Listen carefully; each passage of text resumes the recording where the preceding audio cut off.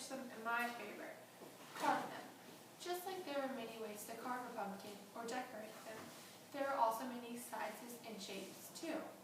Practice usually vary according to size and weight, but also with its uniqueness, such as the type of pumpkin it is. I have set aside some examples of the type of pumpkins there are.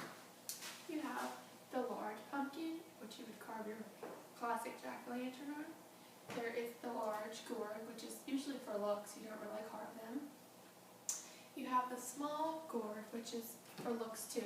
You can set them out on the table as like a display, and some small pumpkins, which are for looks too.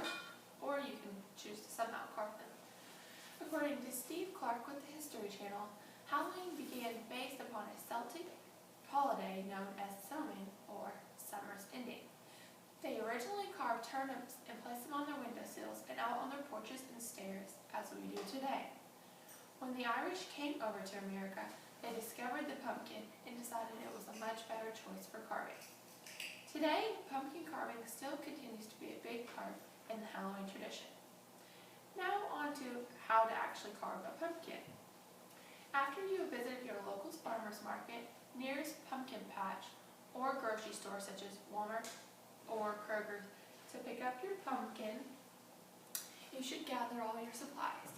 You will need a trash bag or newspaper to cover up your table to make sure that you do not damage your table. You need a bowl for the insides or leftovers of the pumpkin to go in. You will need a marker to draw or trace your design on with. You will need a knife to cut the pumpkin, a spoon to help you take out the insides of the pumpkin, and a candle. It can be battery operated or just a regular tea light one that you can light. So once you've gathered all your supplies, you should take your knife and begin carving the top of the pumpkin, and make sure that you cut the top of the pumpkin at a 45-degree angle around the stem to make sure that the top does not fall through. I have just carved it already.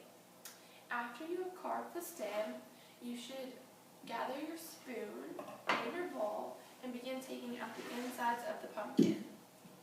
When you're taking the insides out of the pumpkin, you can save some of the seeds just to keep for, to cook as a tasty snack. I have already done the pumpkins just to save time. So after you have taken the stem out of your pumpkin, you should take your marker from your supplies, and you should get your design, which you could have got off the internet from a magazine, or you can just trace your design like I have chose to. You can just start with one eye, draw the other eye, and then a mouth. The mouth can have teeth, or does it have to have teeth? Again, it's up to you, because carving a pumpkin is limitless, and you can design whatever you like. This is the design after I have drawn or traced on the little template, or I just freehanded it. It's up to you. After you have finished your design, you should begin cutting out the design you have drawn onto the pumpkin. You can start with one eye, then go to the next eye. After you have finished the eyes, you should start the mouth. Make sure you carefully cut this because you don't want any accidents to happen. After you're done with the mouth, you can display the pumpkin. I have finished one already. This is the finished masterpiece. After you're done carving out the front of the pumpkin, you should take your tea light, which you've gathered with your supplies, and you can just grab a lighter, or if your candle is battery operated, you won't need a lighter.